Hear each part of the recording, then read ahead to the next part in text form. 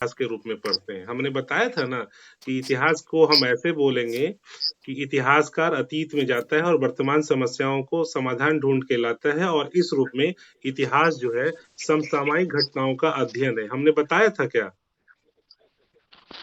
बताया होगा कि इतिहास यस समसामयिक घटनाओं का अध्ययन है। तो इतिहास समसामयिक घटनाओं का अध्ययन कैसे है कि इतिहासकार जो होता है, जो इतिहासकार होता है, तो इतिहासकार दो लेखक होता है ना, इतिहासकार इतिहास को लिखने वाला। तो इतिहास को लिखने वाला इस काल में यानी इस युग में जी रहा होता है, ठीक है। और इस काल में जब जी रहा होता है, इस काल में जब एक कौन आ गया,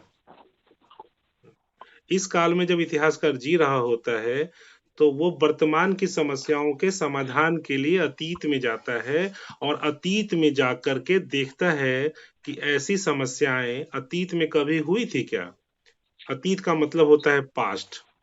पास्ट में ऐसी समस्याएं कभी हुई थी क्या, और यदि हुई थी तो उस समस्या में क्या निकल के आया था, उस समय क्या किया गया था, और जो किया गया था उससे उसका क्या रिजल्ट निकले, उससे उसके क्या परिणाम निकले। इन चीजों का अध्ययन जो है इतिहास में किया जाता है। क्लियर? तो यदि हम ये बोलें कि यस सर। इतिहास यदि हम ये बोलें कि इतिहास समसामयिक घटनाओं का अध्ययन है, तो गलत नहीं होगा।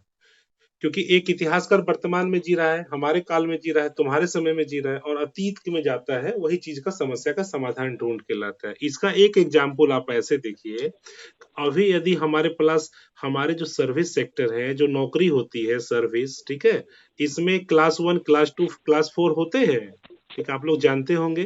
क्लास 1 में आईएएस आते हैं, आईपीएस आते हैं, आईएएस आईपीएस आते हैं, आईएफएस आते हैं, ठीक है। और आईएफएस आते हैं।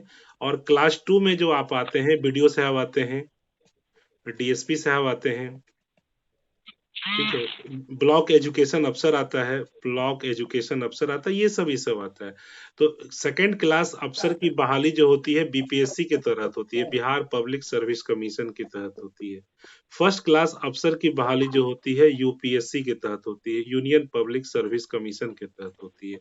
और फिर तो आपको थर्ड ग्रेड होता है, जिसमें क्या होता है ना, क्लर्क टाइप से होता है।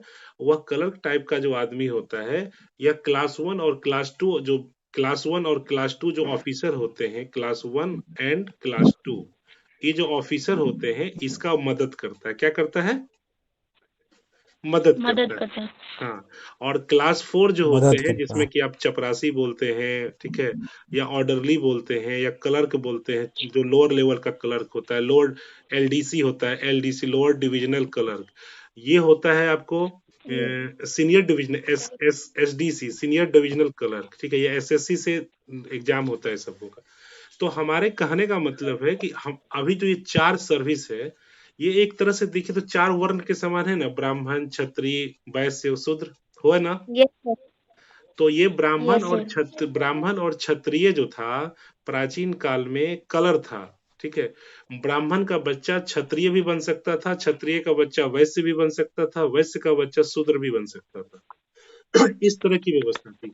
ऐसा था कि एक ही परिवार में एक बच्चा यदि एक बच्चा धर्म का अध्ययन करता है, तो दूसरा जो है कि युद्ध के अस्त्र शस्त्र का अध्ययन करता है, और तीसरा जो है बनियागिरी करता है, और चौथा जो है सेवा शुश्रूषा करता है। ऐसा होता था, ठीक है। हाँ? Yes sir. लेकिन यस सर। बाद में क्या हो गया, यस सर। जाति प्रथा आ गई। जाति प्रथा क्या है? तो जाति प्रथा का संबंध मतलब होता है जन्म से। जाति जाति होता है मतलब जन्म से। जॉ फॉर जन्मना, जॉ फॉर जन्मना, ठीक है, जन्मना, ठीक है, जन्म से। तो जाति जन्म से डिसाइड होता है। तो हम लोग देखते हैं कि आज के डेट में हमारे यहाँ जाति प्रथा बहुत भयावह रूप में अवस्थित है। और इस अवस्था में ऐसा स्थिति है कि हमारे यहाँ जाति की राजनीति होती है, और हमारे समाज में चाहे दमगरी हो, लदवा भादा, जहाँ कहीं भी हो, जाति का गोलबंदी होता है। लेकिन हम लोग जब देखेंगे तो हम लोगों का जीन एक है, सब कुछ एक है। खैर, इसकी चर्चा हम लोग बाद में करेंगे, अभी हम लोग अपने विषय वस्तु पे ही केंद्रित रहते हैं। तो हम लोग आते हैं कि हम लोग का टॉपिक क्या है, राष्ट्रवाद। तो राष्ट्रवाद जो है ना, ठीक है, तो पुराने जमाने में राजा हुआ करता था, आप सुनते होइएगा मेवाड़ का राजा, ठीक है, आप सुनते होइएगा कि गुजरात का राजा, ठीक है, मगध का राजवंश, पढ़े होइएगा ना, पढ़े हैं ना आप लोग, ठीक है, जानते हैं ना, ठीक है। Yes sir. तो आप महाराणा सुनते होइएगा प्रताप। कि आप सुनते होंगे कि मगध का राजा, ठीक है, आप सुनते होइएगा मेवाड़ का अजमेर का राजा, ठीक है, पृथ्वीराज चौहान दिल्ली का शासक यस सर। होता। तो कहने का मतलब कि उस वक्त जो राज्य हुआ करता था या राष्ट्र होता था, वो छोटा छोटा एरिया हुआ करता था। क्लियर? ठीक है। यस राष्ट्र सर। राष्ट्र एक बड़ा अवधारणा है, राष्ट्र एक बड़ी अवधारणा है, राष्ट्र एक क्या है, बड़ी अवधारणा है, ठीक एक है, बढ़िया। बड़ी अवधारणा है। यस। और उस वक्त जो राष्ट्र हुआ करता था, तो छोटा छोटा राज्य हुआ करता था, और वो छोटा छोटा राज्य जो है, वह उसी के लिए एक राज्य दूसरे राज्य पे अटैक करता था। यदि राष्ट्र उस वक्त हुआ करता, तो एक ही राष्ट्र के अंदर कैसे युद्ध होगा, नहीं होगा ना, ठीक है।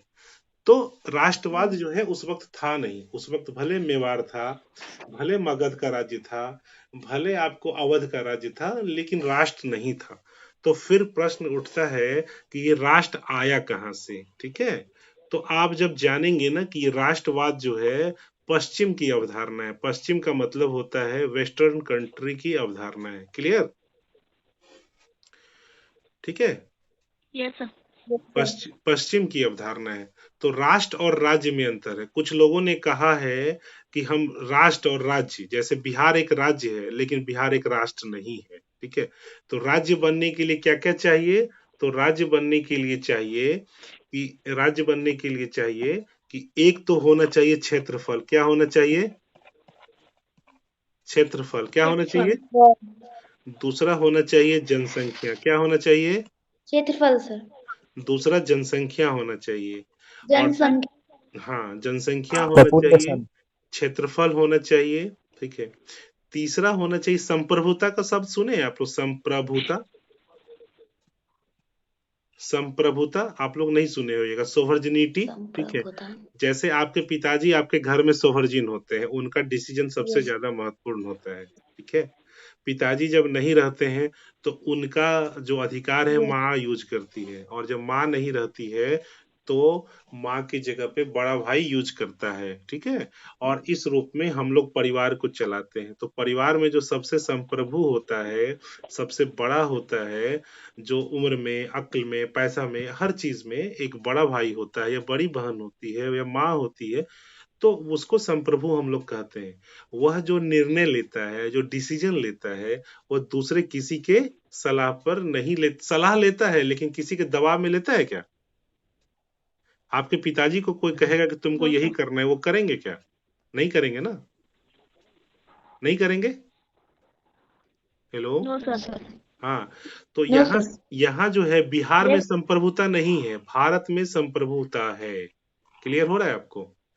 और जब भारत में यस सर। संप्रभुता है, तो भारत में संप्रभुता है तो भारत एक राष्ट्र है।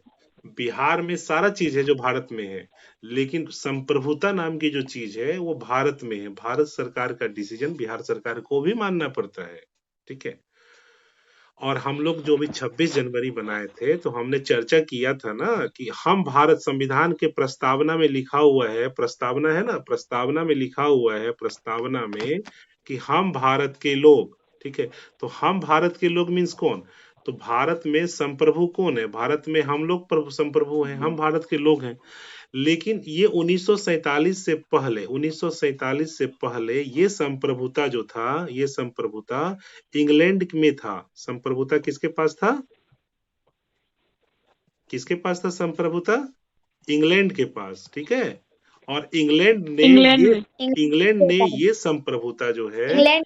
हाँ, इंग्लैंड ने ये संप्रभुता जो है भारत को कब दिया? 15 भारत को दिया, कब दिया? 15 अगस्त को, है ना, 15 अगस्त 1947 को, है ना। क्लियर हुआ? 1947 में। हाँ, उन्हीं, और इसीलिए हमें स्वतंत्रता मिल रही 48। है। यस इस सर। इसीलिए हमें स्वतंत्रता मिल रही है, ठीक है। तो 15 अगस्त 1947 को हमें आजादी मिली। तो यस सर। आजादी का मतलब हो गया कि हमें संप्रभुता मिली। क्या मिली? क्या मिली? आप लोग लिखते भी संप्रभु। चलिएगा। कॉपी कलम रखे हैं कि नहीं रखे संप्रभु। हैं? कॉपी कलम खोल लीजिए, कॉपी कलम खोलिए आप लोग। Yes sir. Yes Yes, sir. sir. हाँ, उसमें लिखिए कि 15 अगस्त 1947 को आजादी मिली, जिसके तहत संप्रभुता अंग्रेजी सरकार से भारत सरकार को मिली, ब्रिटिश सरकार से इंडियन गवर्नमेंट को मिली, इंग्लिश इंडियन जनता को मिली। आप इसको लिखें।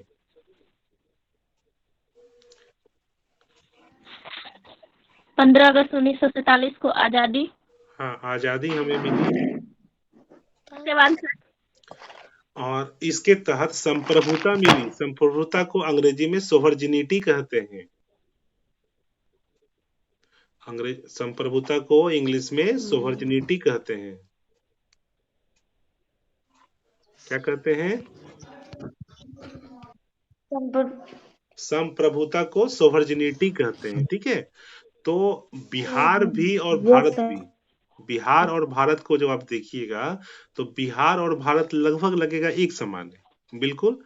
लेकिन इसको लगने के बावजूद भी आप जब देखेंगे कि बिहार में क्या है, तो बिहार में संप्रभुता नहीं है। ठीक है, लेकिन ये भारत में संप्रभुता है और इसीलिए बिहार एक राज्य है और भारत एक राष्ट्र है। ठीक है, भारत एक क्या है? Yes sir. राष्ट्र है। राष्ट्र ठीक है, तो अब क्वेश्चन यहाँ ये बनता है कि राष्ट्र के लिए क्या क्या होना चाहिए। क्लियर समझ रहे हो तुम लोग? Yes sir. राष्ट्र में क्या क्या Yes, sir. राष्ट्र तो हम मान लिए कि भारत एक राष्ट्र है, लेकिन अब राष्ट्र के लिए क्या क्या होना चाहिए। ठीक है, तो राष्ट्र के लिए होना ये चाहिए, राष्ट्र के लिए होना चाहिए, पहला तो होना चाहिए क्या, एक एक एक भाषा होनी चाहिए या नहीं? Yes sir. ताकि तब ना लोगों को महसूस होगा कि हम सब एक हैं। राष्ट्र का मतलब हुआ सब लोगों को लगे कि हम लोग एक समान हैं। ठीक है, एक भाषा, एक धर्म, एक जाति, ठीक है, एक सांस्कृतिक एक संस्कृति।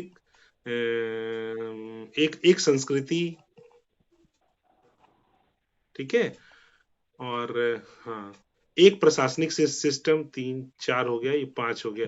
एक प्रशासनिक एडमिनिस्ट्रेटिव एक तंत्र, एक प्रशासनिक तंत्र, प्रशासनिक तंत्र। क्लियर हो रहा है सबको? Yes sir. Yes sir. तो भारत में आप देखिएगा तो एक भाषा तो है नहीं, बंगाल है, बंगला भाषा है, तमिल भाषा है, द्रविड़ भाषा है, मलयालम भाषा है, हिंदी भाषा भोजपुरी है, है। मैथिली भाषा है। ठीक है, उसके बाद आप चले जाइएगा तो राजस्थानी भाषा है, पंजाबी भाषा है, उत्तरांचल में कुमायूं और गढ़वाली भाषा है। ठीक है, कर्नाटक में चले जाइएगा तो मलयालम भाषा है। ठीक है, आंध्र में चला जाएगा तो आंध्रा है। ठीक है, तमिल है। तो महाराष्ट्र में चला जाएगा तो मराठी है, उर्दू है। तो एक भाषा तो है नहीं, एक धर्म भी नहीं है, हिंदू मुस्लिम सिख ईसाई जैन बौद्ध सारे धर्म है। एक जाति भी नहीं है, बहुत सारे जाति हैं। एक संस्कृति भी नहीं है और एक प्रशासनिक तंत्र भी नहीं है। ठीक है, लेकिन हाँ, एक प्रशासनिक तंत्र है यहाँ पर। ठीक है, क्योंकि प्रशासन में जो डीएमएसपी सारा जो होता है, जो सिस्टम होता है, संविधान होता है, संविधान के द्वारा ही ना प्रशासनिक तंत्र आया है। ठीक है, संविधान का मतलब भी होता है संविधान, बराबर, ऐसा विधान जो सबों के लिए बराबर हो। तो एक प्रशासनिक सिस्टम है। लेकिन जब आप देखेंगे एक भाषा के तौर पर देखेंगे तो हिंदुस्तान में जितनी सारी भाषाएं हैं, उस भाषाओं का जो उद्गम है, उद्गम का मतलब समझ रहे हो तुम लोग? उद्गम का मतलब समझते हो? ओरिजिन, उद्गम का मतलब होता है उद्गम, उद्गम का मतलब होता है ओरिजिन। समझ रहे हो? नहीं समझ रहे हो तो बोलो। Yes sir. क्या होता है बताओ? उद्गम क्या होता है बताइए? जैसे हम बोले किसी भी चीज गंगा नदी का उद्गम। ठीक है, तो ओरिजिन, जहां से उत्पत्ति होती है। क्लियर? Yes sir. तुम लोग को मजा आ रहा है ऐसे पढ़ने में? Yes Yes, sir. sir. किसको नहीं आ रहा है मजा? कितने लोग जुड़े हुए हैं अभी? सर सब जुड़े हुए हैं अपने स्कूल। आप जुड़े हुए हैं सर, बहुत अच्छा। तो ओरिजिन का मतलब होता है बाबू उत्पत्ति। तो जितनी सारी भाषाएं हैं भारत में, उसका उत्पत्ति या तो संस्कृत से हुआ है या फिर द्रविड़ भाषा से हुआ है। आप उर्दू भाषा को भी जब लेंगे तो उर्दू का मतलब होता है किला, लिख लीजिए, उर्दू का मतलब होता है किला। उर्दू किला जो वर्ड है, इस वर्ड का मतलब होता है, क्या मतलब होता है? किला किला। और इसलिए उर्दू का मतलब किला है। तो हम यहाँ देखते हैं कि उर्दू और हिंदी दो शब्द है जो हमारे जेहन में आता है, ठीक है। तो आप देखेंगे ना कि जितनी भाषाएं, चाहे हिंदी भाषा हो या द्रविड़ की भाषा हो, इन सारे भाषाओं का जो उत्पत्ति है संस्कृत और द्रविड़ भाषाओं से हुआ है। यानी कि जैसे 10 रुपया है और 10 रुपया को खुदरा करेंगे तो 10 गो सिक्का होगा, या 100 रुपया है, 100 रुपये को खुदरा करेंगे तो 101 रुपया का सिक्का होगा, या 50 पैसा का होगा तो 200 सिक्का होगा। तो कहने का मतलब है कि ये सारी भाषाएं संस्कृत और द्रविड़ भाषाओं से निकली है।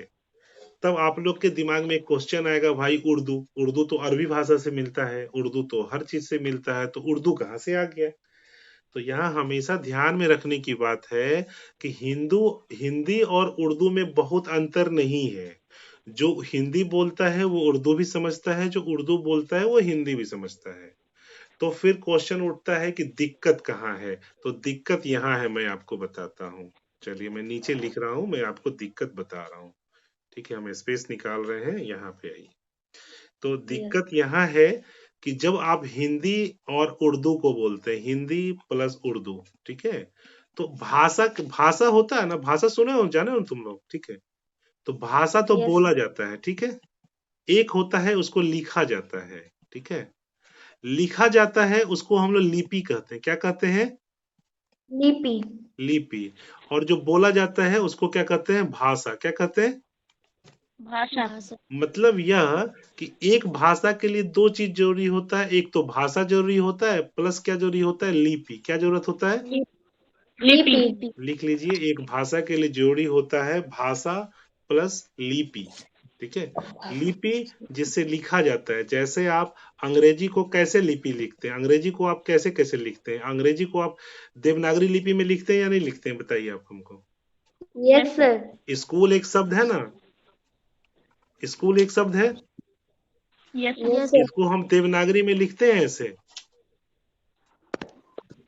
और उर्दू में भी कोई लिखता होगा, हमें उर्दू तो आती नहीं, ऐसे ऐसे ऐसे ऐसे करके उर्दू लिख देता होगा, होगा ना।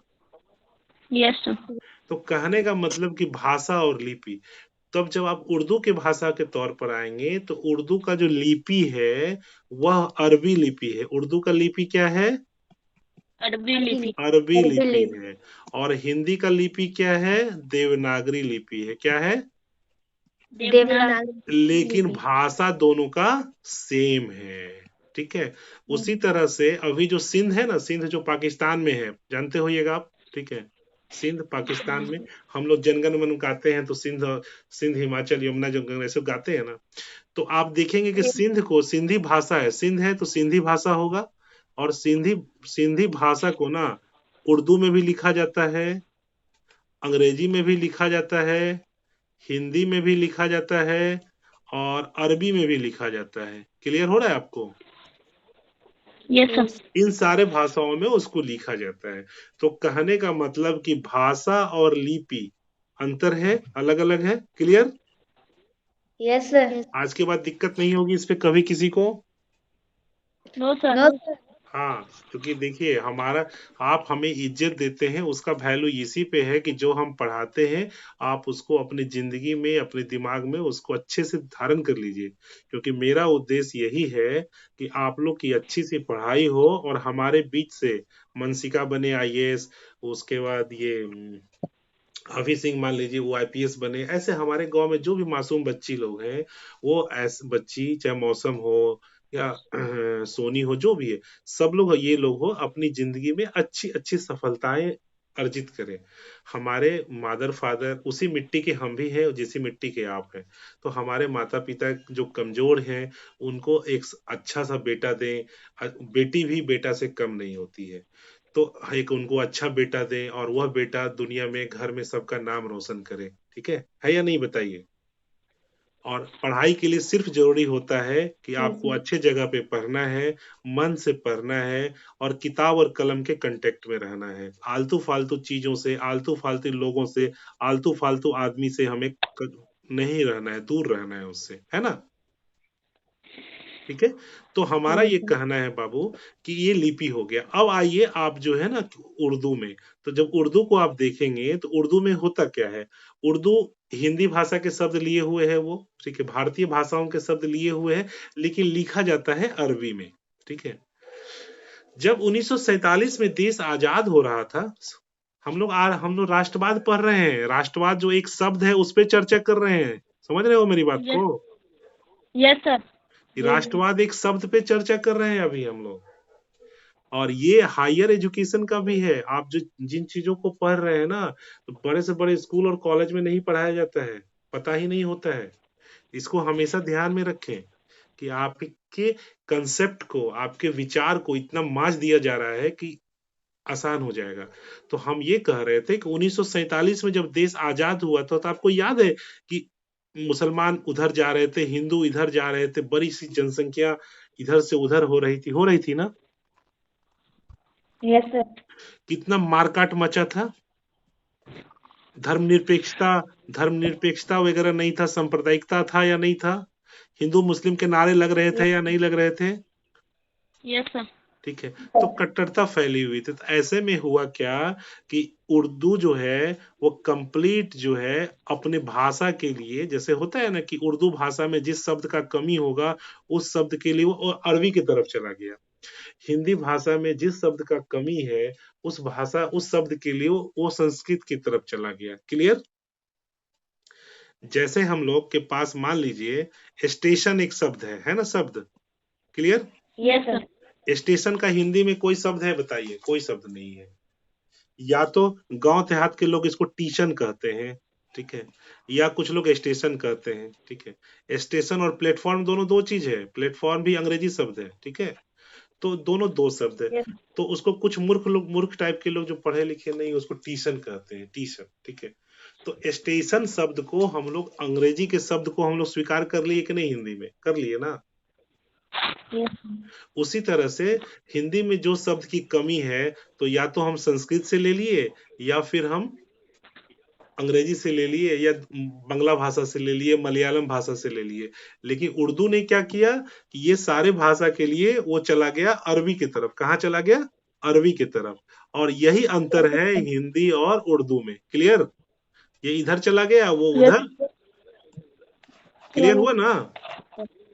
यस सर हाँ, अब आओ, तो भाषा हमारी एक हो गई कि नहीं हो गई बता दीजिए। हिंदी जो हम बोलते हैं, या फिर जो भाषाएं तमिल है, द्रविड़ है, सब है, या तो वो भाषाएं देवनागरी में लिखी जाती है।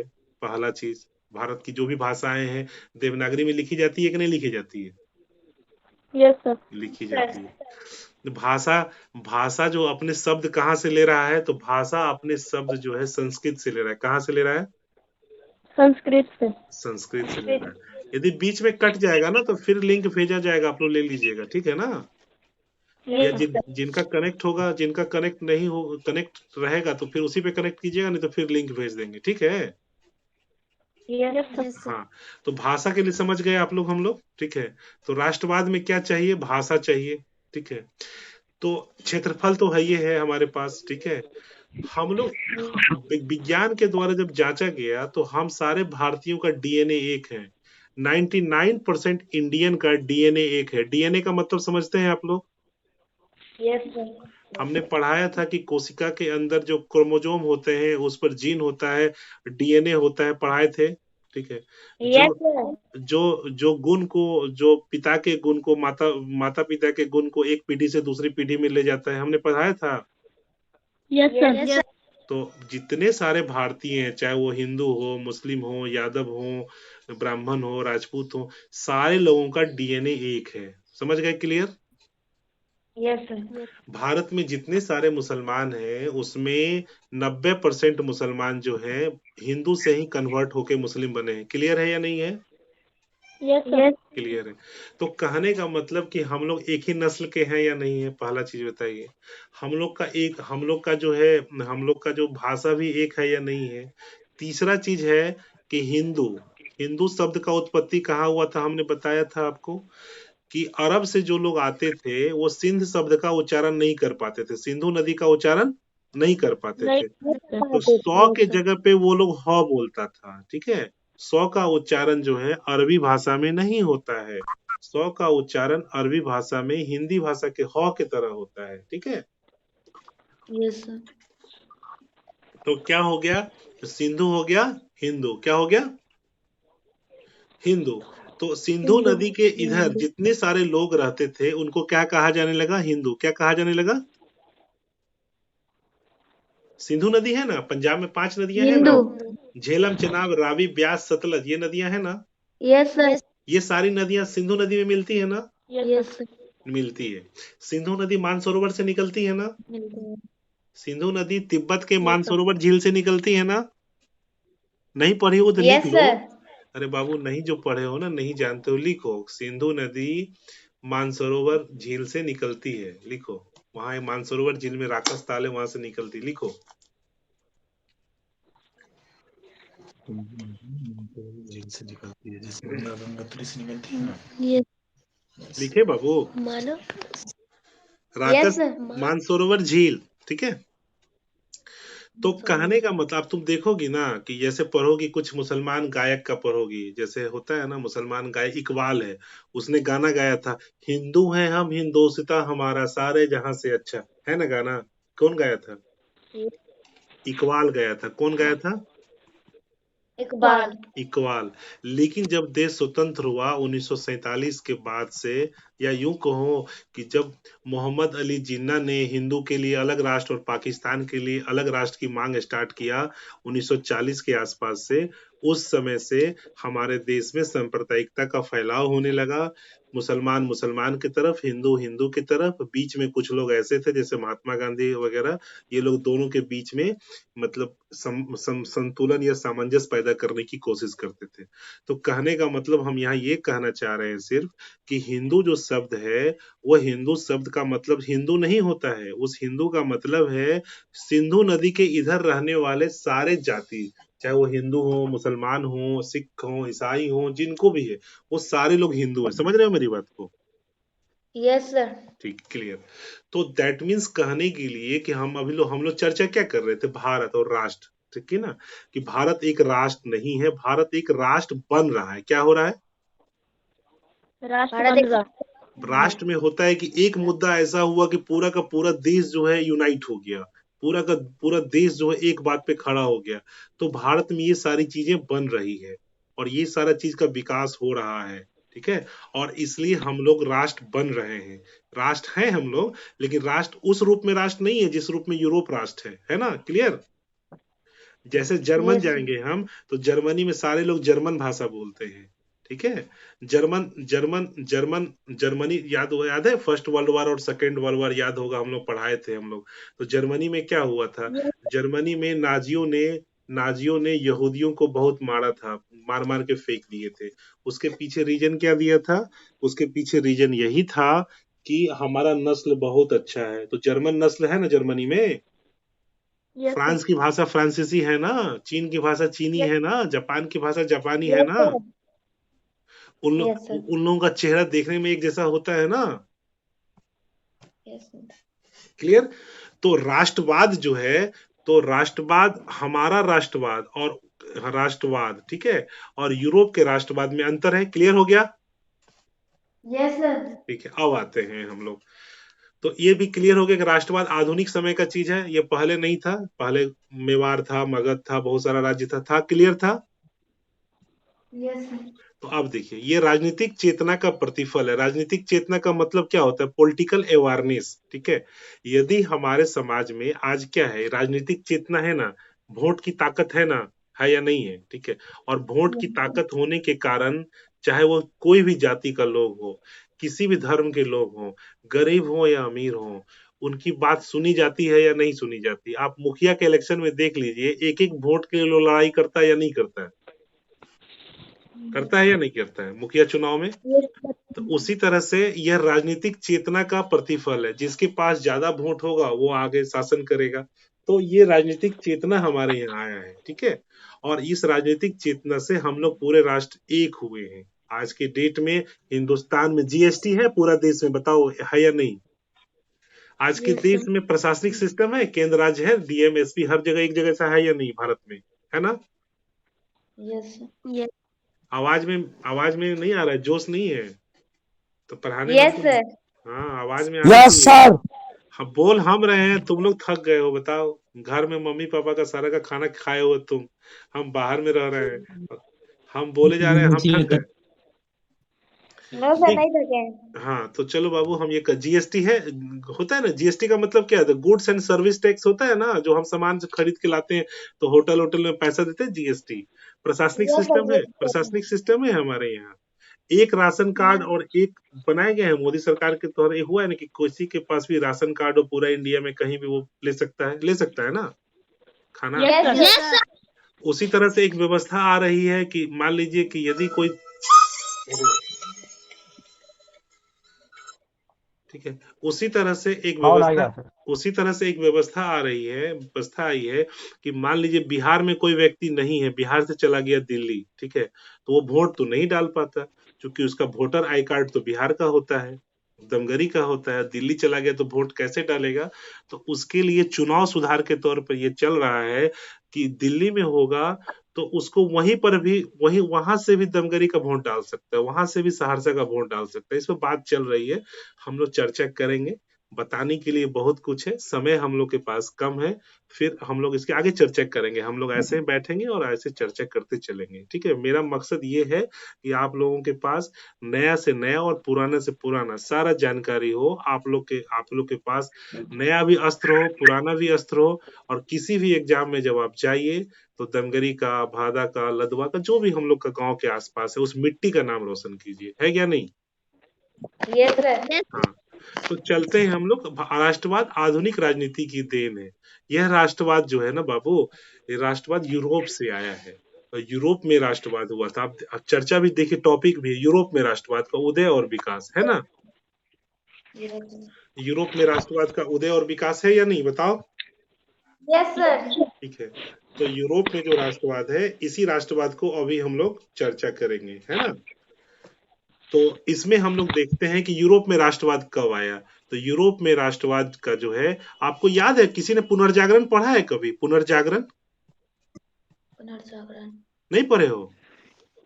भारत में No, sir. भारत में पुनर्जागरण पढ़े हो? भारत में पुनर्जागरण, No, sir. भारत में No, पुनर्जागरण नहीं पढ़े हो कोई? भारत में पुनर्जागरण कब हुआ था? अंग्रेजों से हम लोग शासन कर रहे थे, दयानंद सरस्वती, राजा राम मोहन राय आदि ने जो है पुनर्जागरण की व्यवस्था की थी इंडिया में। सुने हो कि नहीं सुने हो तुम लोग? आए कहे थे ना, हम लोग चर्चा किए थे ना। Yes, sir. हाँ, तो पुनर्जागरण जो है वहाँ पश्चिम देशों में आया था। हम आपको एक चीज अब बताते हैं, राष्ट्रवाद पे समझ गए, थोड़ा सा पुनर्जागरण पे हम लोग चर्चा कर देते हैं। पुनर्जागरण आया, पुनर्जागरण आने के बाद क्या हुआ ना कि सामंतवाद का पतन होता है। किसका पतन होता है? मंतवाद का। सामंतवाद का। ठीक, एक मिनट रुक जाइए, इसको डिलीट करने दीजिए। ठीक है, सामंतवाद का पतन होता है, और सामंतवाद का पतन जब होता है, ये सब जब पढ़िएगा ना, विश्व इतिहास जब पढ़िएगा तो वहां पे आएगा, लेकिन हम लोग एक छोटा सा जानकारी आप लोग को दे देते हैं, उसे समझने में आसानी होगी। पुनर्जागरण आया, पुनर्जागरण से सामंतवाद का पतन हुआ, ठीक है। उसके बाद क्या होता है? औद्योगिक क्रांति आती है। क्या होती है? औद्योगिक शांति। क्रांति आती है। औद्योगिक क्रांति से, औद्योगिक क्रांति और पूंजीवाद आता है। वाद समझ रहे हो? पूंजीवाद में कैपिटलिज्म, पूंजीवाद में पूंजी ही महत्वपूर्ण होता है, पैसा ही महत्वपूर्ण होता है ना। अभी पूंजीवाद समझ रहे हो मेरी बात को? नहीं समझ रहे हो? Yes, sir. तो पूंजीवाद आया, ठीक है। और जब पूंजीवाद जब आया, औद्योगिकरण जब हुआ, तो जिसके पास पैसा रहेगा वो शासन करेगा ना, नहीं करेगा? Yes sir.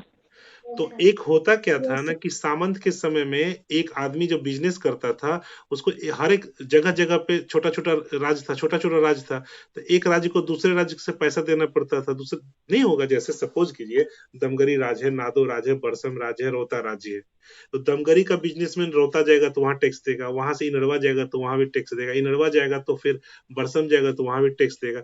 ऐसे करके उसको हर जगह टैक्स देना होता था। तो इससे क्या होता था? उद्योग धंधा का विकास नहीं हो पाता था। जैसे हमारे यहाँ जीएसटी इसीलिए आया है, ठीक है। गुड्स एंड सर्विस टैक्स पूरा इंडिया में एक साथ, ठीक है। तो उसी तरह से तो सामंतवाद होता था, तो उस सामंतवाद को खत्म करने के लिए इन लोगों ने कहा कि पूरा एक देश होना चाहिए, पूरा एक एरिया में एक ही तरह का टैक्स होना चाहिए, ठीक है। और जो एक बार टैक्स दे दिया उसको बार बार टैक्स देने की जरूरत नहीं पड़ेगी। क्लियर हुआ? Yes sir. तो इस तरह से जो है ना कि इस तरह से औद्योगिकरण पूंजीवाद आया, और जब एक तरह से टैक्स सिस्टम होगा, एक एरिया में एक ही तरह से टैक्स लगेगा, तो जाहिर सी बात है इस राष्ट्रवाद का उदय होगा ना बाबू, नहीं होगा? Yes sir. एक टैक्स सिस्टम आया ना, हमने कहा था ना कि एक भाषा होनी चाहिए, एक धर्म होनी चाहिए, एक जाति होना चाहिए, एक कल्चर होना चाहिए, और एक तरह का एडमिनिस्ट्रेटिव स्ट्रक्चर होना चाहिए, बोले थे ना? Yes yes sir. सर। तो जैसे ही एक जगह का एक तरह का टैक्स वाला बात आने लगा, तो राष्ट्र उत्पत्ति हुआ, ठीक है।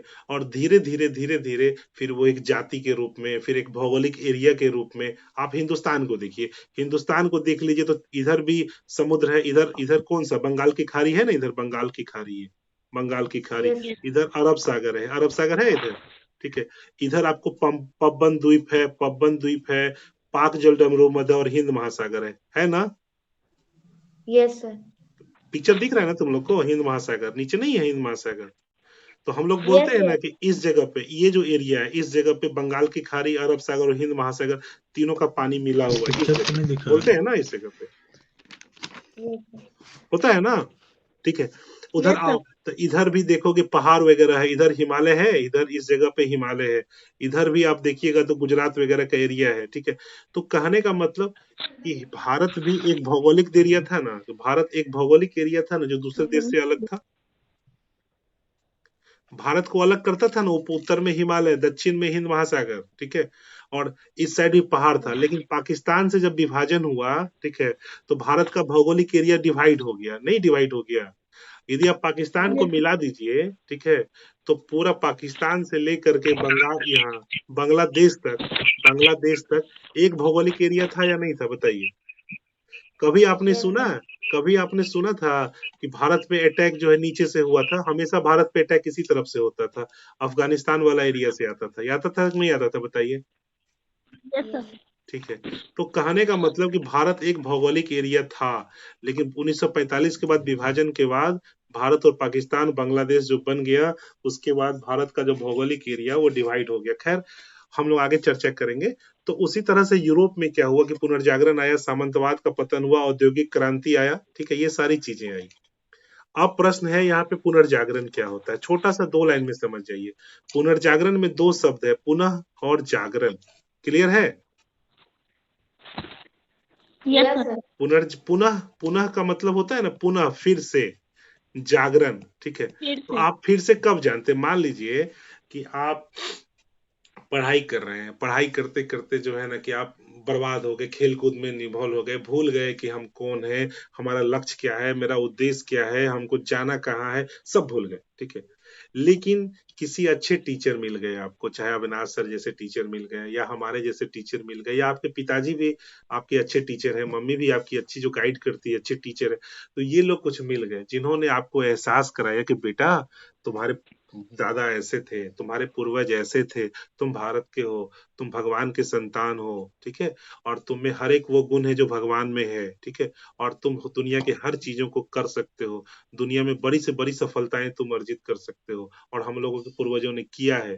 तुम्हें में किसी चीज की कमी नहीं, और तुमको लगता है कि नहीं मैं कर सकता हूँ, मैं करूंगी, मुझे करना चाहिए। और फिर तुम नए ऊर्जा से, नए विश्वास से, नए आत्मविश्वास से पढ़ना स्टार्ट करते हो। इसको पुनः जागरण कहेंगे या नहीं कहेंगे? Yes, sir. Yes. पुनः जागरण का मतलब ये नहीं कि रात में सोए सवेरे जग गए, क्या ये मतलब है? No, No, sir. sir. नहीं है। पुनः जागरण का मतलब हुआ कि नया जज्बा, नया जोश, नया कुछ कर गुजरने की तमन्नाएं, ठीक है, झुकी, उत्साह रखना। हाँ, नई उत्साह लेना, नए रूप का उत्साह लेना, ये कहना कि झुकी है आसमां झुकाने वाला चाहिए, ठीक है, इस तरह से, ठीक है, एक नए जोश के साथ। तो यही पुनर्जागरण यूरोप में आया, ठीक है। और वहां जो यूरोप जो एक सोया हुआ था, डरो मत, जो बहुत, कुछ ना पूछो। क्या बाबू? जिसके घर में हल्ला हो रहा है वो अपना माइक्रोफोन भी ऑफ कर देना, ऑडियो भी ऑफ कर देना, नहीं तो सब लोग डिस्टर्ब होंगे, ठीक है। और जिसके घर में शांति है, कोई बात नहीं है, तो आराम से करो, कोई दिक्कत नहीं है ना। मेरा लक्ष्य ये नहीं है कि हम वीडियो ऑफ कर दें या मोबाइल ऑफ कर दें या वो ऑडियो ऑफ कर दें। लक्ष्य हम लोग का पढ़ाई है, ताकि एक के चलते दूसरा डिस्टर्ब नहीं हो, है ना बाबू। और Yes, हम sir. लोगों को एक दूसरे की ताकत बननी है, ठीक है। और हम लोग सब सफल होंगे, चाहे मनसिका हो, सोनी हो, मौसम हो, सब ठीक है, अभी सिंह हो, सब लोग सफल हो, ठीक है। हमारा लक्ष्य ये है, हमारा लक्ष्य ये नहीं कि सिर्फ एक बच्चा सफल हो, हमारा बच्चा तब है जब सारे के सारे सफल हो। कितना मजा आएगा, हम लोग सब लोग पढ़ेंगे, सब लोग सफल होंगे, बड़ी बड़ी नौकरी लेंगे, कितना मजा आएगा बताइए। आपके पापा कितने खुश होंगे, आपके गांव वाले कितने खुश होंगे, सोचिए, ठीक है। अगल बगल वाले गांव वाले भी बोलेंगे, अरे अभी सिंह तो मेरे ही गांव का है, अरे अभी सिंह तो मेरा भतीजा लगता है, अरे अभी सिंह तो मेरा भाई है। कितना खुश होगा लोग, बताओ। मौसम मौसम ऐसी है, वो है, मेरी बहन लगती है, मेरी बेटी लगती है, कितना मजा आएगा, सोचो। तो हम लोग वहां चर्चा कर रहे थे, तो पुनर्जागरण वही होता है। तो हिंदुस्तान में भी पुनर्जागरण हुआ था जब अंग्रेज लोग आए थे और भारतीय को सबसे कमजोर और छोटा बताने लगे थे। तो दयाराम सरस्वती, राजा राम मोहन राय, ईश्वर चंद विद्यासागर आदि लोगों ने बताया कि नहीं, भारतीय लोग पिछड़े नहीं थे, भारत के जो पूर्वज थे वो बहुत आगे थे। हमारी वेद की जो रचनाएं हैं वो महिला करती थी। शंकराचार्य भी मंडन मिश्र और भारती के सामने हार गए थे। भारती के साथ शंकराचार्य शास्त्रार्थ किए थे, जिसमें भारती ने शंकराचार्य को हराया था। और भारती ने जब उस युग में शंकराचार्य को हराया था, तो इसका मतलब है कि हमारे यहाँ की महिलाएं उस वक्त भी इतनी मजबूत थी, इतनी पढ़ी लिखी थी। और अंग्रेजों के आने के बाद हमारे समाज में पढ़ाई लिखाई का माहौल खराब हुआ, हम लोग को पीछे बना दिया गया, हम लोग को कमजोर बना दिया गया, हम लोगों में निगेटिव विचार डाले गए, नकारात्मक विचार डाले गए। वरना हम लोग किसी से आगे नहीं थे, किसी से भी बहुत आगे थे। क्लियर हुआ? Yes, sir. ठीक है। ये जो हम लोग चर्चा कर रहे हैं ना, ये तुम्हारे आगे में सारा चीज मिलेगा। जब भारत का इतिहास पढ़ोगे तो उसमें सारा चीज ये सब आ जाएगा। हम तुम लोग को कोरिलेट करा रहे हैं, समझ रहे हो बाबू? Yes, sir. ठीक है। हम लोग फिर रिपीट कर देंगे, बार बार रिपीट करेंगे, चिंता मत करना। लेकिन हाँ, पढ़ाई को सीरियसली लेना है, कोशिश करना है कि एक बार में ही समझ जाए, ठीक है। और यदि हम एक बार में समझ जाते हैं तो फिर अगले बार समय बचेगा तो हम लोग दूसरा चीज पढ़ाई करेंगे, है ना बाबू? Yes, sir. ठीक है। तो ये जो पुनर्जागरण आया, यूरोप में आया। और जब पुनर्जागरण आया तो यूरोप में भी पुनर्जागरण के बहुत सारे कारण हैं, हम लोग आगे चर्चा करेंगे, ठीक है। मुसलमानों के द्वारा आक्रमण हुआ था तो उससे चर्चा में हुआ था। और 1439 में के बाद से वहां पुनर्जागरण स्टार्ट होता है, ईस्वी सन से, ठीक है। खैर, चर्चा करते हैं। तो इसके द्वारा क्या हुआ, क्षेत्र विशेष अथवा सामाजिक और सांस्कृतिक परिवेश में निवास करने वाले में एकता की भावना का विकास होता है। किसका विकास होता है? एकता की भावना। जैसे भारत में रहने वाले लोग, सारे लोग ये समझते हैं कि हम लोग एक हैं, हमारा एक है। कोई मोदी जी को अभी कुछ कहे तो सब लोग एक हो जाते हैं ना। किसी विदेश में किसी भारतीय के साथ, चाहे शाहरुख खान के साथ या किसी के साथ बाहर में कुछ होता है तो सारे भारतीय एक हो जाते हैं या नहीं हो जाते, ठीक है। तो ये होता क्या है कि हम सबों को ये एहसास होता है कि हम सब एक हैं। हम लोग सांस्कृतिक, अभी देख लीजिए, अभी अयोध्या में राम मंदिर बन रहा है, क्लियर है, ठीक है।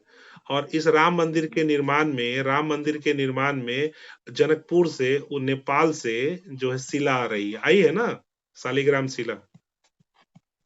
ये जो शालिग्राम शिला आई है, तो बीच में जैसे जैसे वो शालिग्राम शिला गुजरी है, सभी जाति के लोग जो है ऊपर उठ करके, चाहे किसी भी जाति के लोग, सबने एकता का सूत्र बांधा या नहीं बांधा? बांधा ना? Yes, hello, sir. बांधा है। बांधा। तो उसी तरह से हम पूरे भारत के लोग जो एक क्षेत्र विशेष में रहते हैं, जिसको भारत कहते हैं, उनमें एक तरह से ये एहसास होता है कि हम सब एक हैं। जैसे घर में हम लोग हैं, मेरा छोटा भाई है, बड़ा भाई है, पिताजी है, चाचा है, तो हमको एहसास होता है कि मेरे चाचा को ये कैसे कोई बोल दिया, ठीक है, तो डंडा लेके सब निकल जाता है। मेरे पिताजी को कोई ऐसे कैसे बोल दिया, मेरे भाई को कोई ऐसे मार कैसे दिया, तो सब लोग एक हो जाते हैं ना।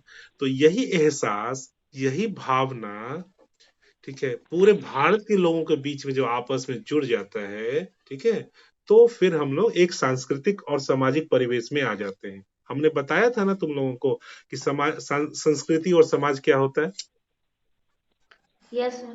बताया था। तो क्या कह रहा है, इसके द्वारा क्षेत्र विशेष अथवा सामाजिक और सांस्कृतिक परिवेश में निवास करने वालों में एकता की भावना का विकास होता है। यद्यपि राष्ट्रवाद की अवधारणा पुनर्जागरण काल में ही जन्म ले चुकी थी। ठीक है, क्लियर है? पुनर्जागरण काल बता दिए थे। ठीक है, कब यस बताए थे? सर 1439 है। ठीक है ना? यस सर हाँ, जब तुर्की इसका कस्तुनतुनिया का पतन होता है, लिख लो, यूरोप में पुनर्जागरण कस्तुनतुनिया के पतन के बाद, ठीक है, यूरोप में पुनर्जागरण आता है, लिख लो सब, याद रहेगा एक लाइन। ठीक है, कस्तुनतुनिया के पतन के बाद, कस्तुनतुनिया, कस्तुनतुनिया ग्रीस में था। ग्रीस का मतलब यूनान, जानते होगे तुम लोग, सिकंदर याद होगा। कस्तुनतुनिया के पतन के बाद यूरोप में, ठीक है, 14वीं शताब्दी में, ठीक है, पुनर्जागरण का उत्पत्ति होता है। वो उसके बाद पुनर्जागरण का एक वेव आता है, तरंग आता है। ठीक है, परंतु 18वीं एवं 19वीं शताब्दियों में इसका विकास होता है। क्लियर है? तो 18वीं शताब्दी कब से हो गया? कब से होगा 18वीं शताब्दी? 1700 के समथिंग, 1701, 1790, 1700, यही होगा ना? और यस सर 19वीं शताब्दी कब होगा? 1820, 1825, इस टाइप से लिखेंगे तो 19वीं शताब्दी हो जाएगा। क्लियर है? यस सर अभी हम लोग, अभी कितना है? 2023 है। तो अभी हम लोग किस में, 21वीं में रह रहे हैं कि 20वीं में रह रहे हैं, ये बताओ।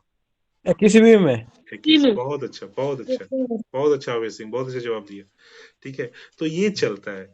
तो अभी हम लोग ये कह रहे थे, क्या इसका विकास फ्रांस की क्रांति से होता है। लिखिए आप लोग, फ्रांस की क्रांति कब हुई थी? 1789 में। लिख लीजिए।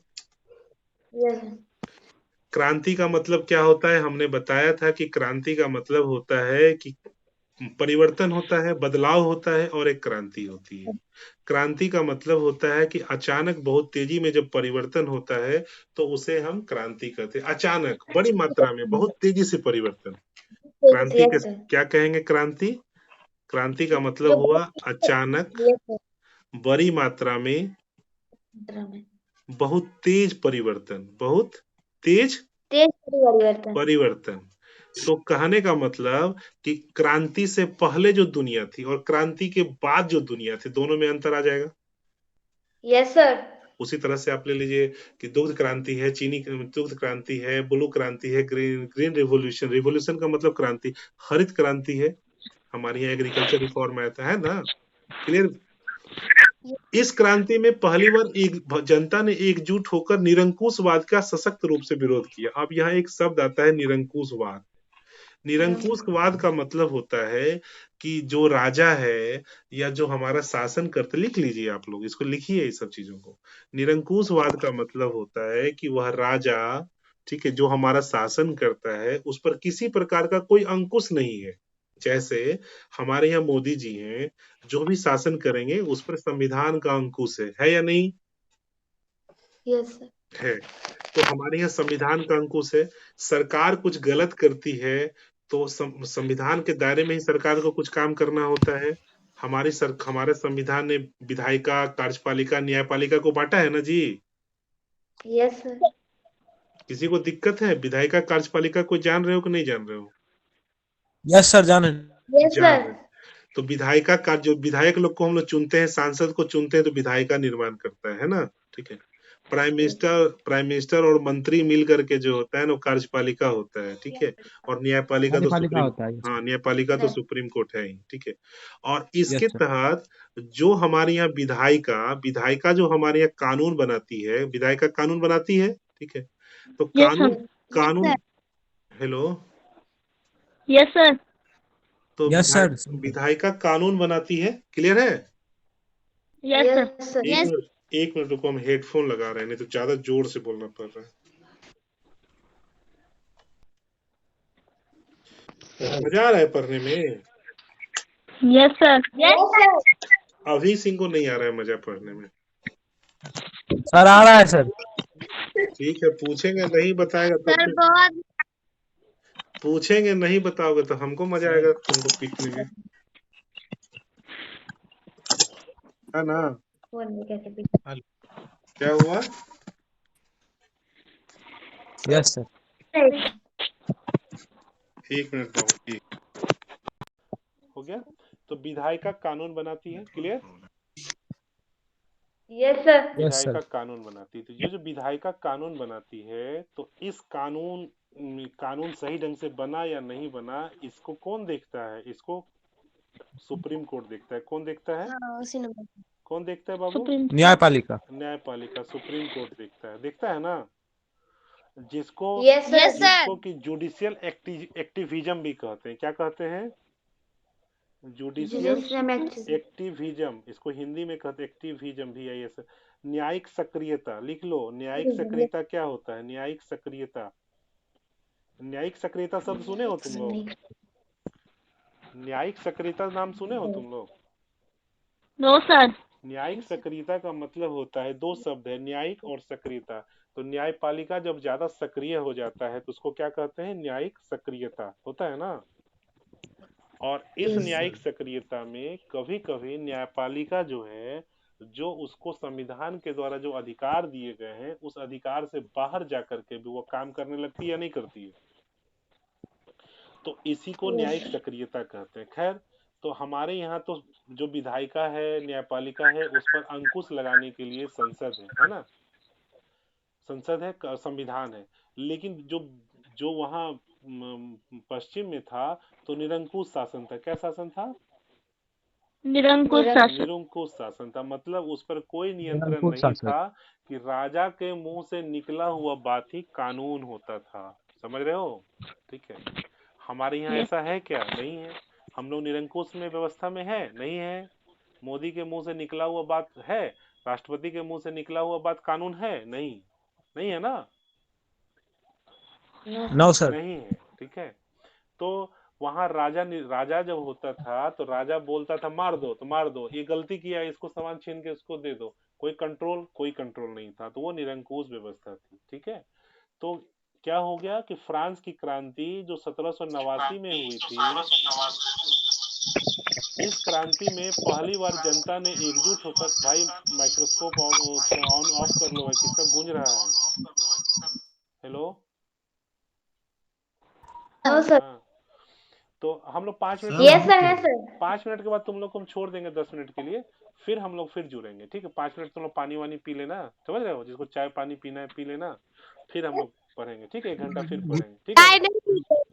पानी वानी पी यस लेना। सर। जिसको बाथरूम में जाना है चले जाना 5 मिनट के लिए, थोड़ा टहल लेना। ठीक है। फिर हम लोग 1 घंटा फिर पढ़ेंगे। ठीक है। क्लियर? कब तक क्लास ओके चला? सर। क्या सर? सर बोले कब तक क्लास चलाएंगे? तो जब तक ये लोग को कब तक पढ़ना है? 8:30 भी हो रहा है। कब तक पढ़ोगे बाबू, ये बताओ। 9:30 तक सर।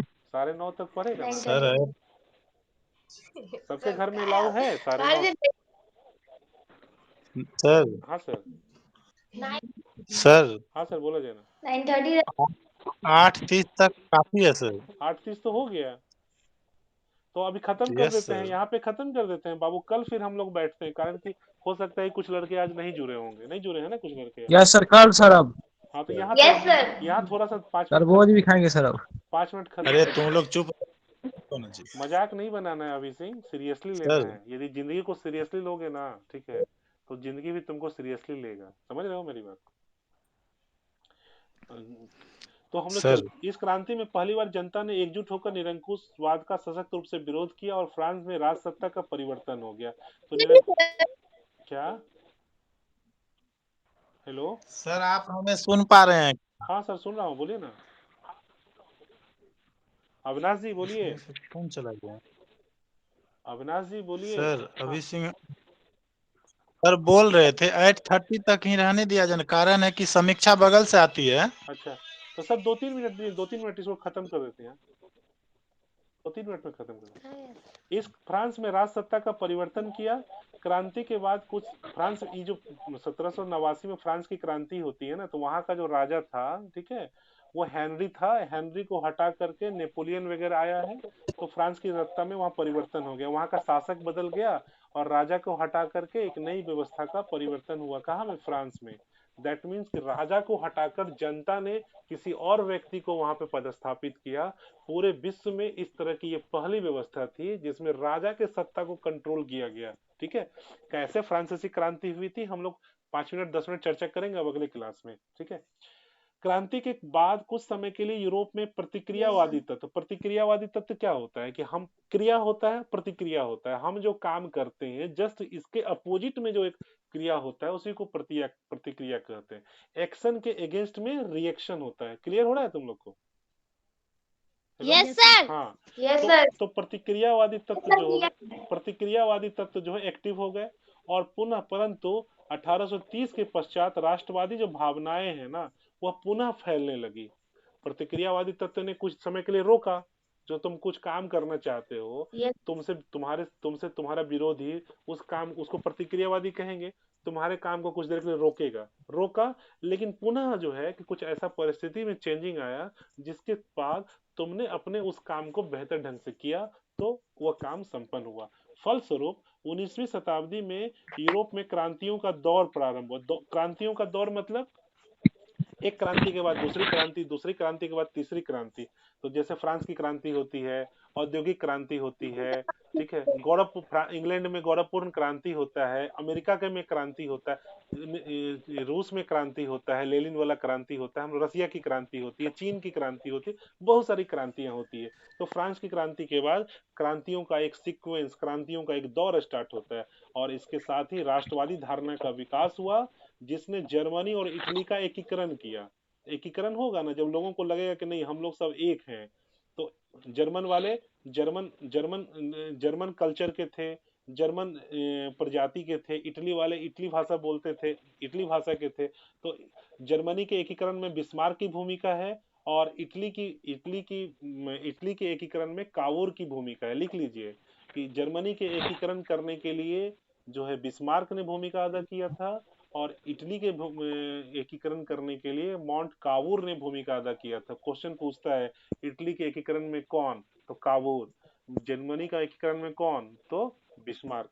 हेलो।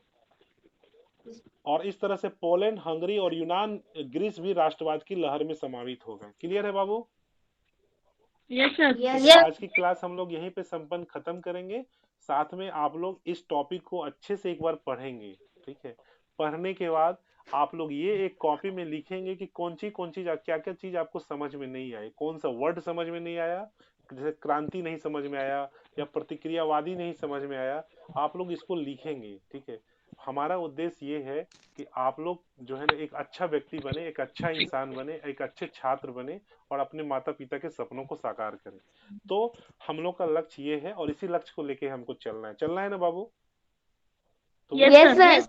तो तुम लोग को तुम्हारा होमवर्क ये है कि इस टॉपिक को पढ़ना, जो नया वर्ड्स मिले, जो नया चीज मिले उसको नोट करना, अंडरलाइन करना, जहां समझ में नहीं आए उसको हमको बता देना, ठीक है। उससे क्या होगा कि हम तो तुमको पढ़ाएंगे ही पढ़ाएंगे, साथ में तुमको जो नहीं समझ में आया उस पर हम बढ़िया से फोकस करेंगे। क्लियर है ना?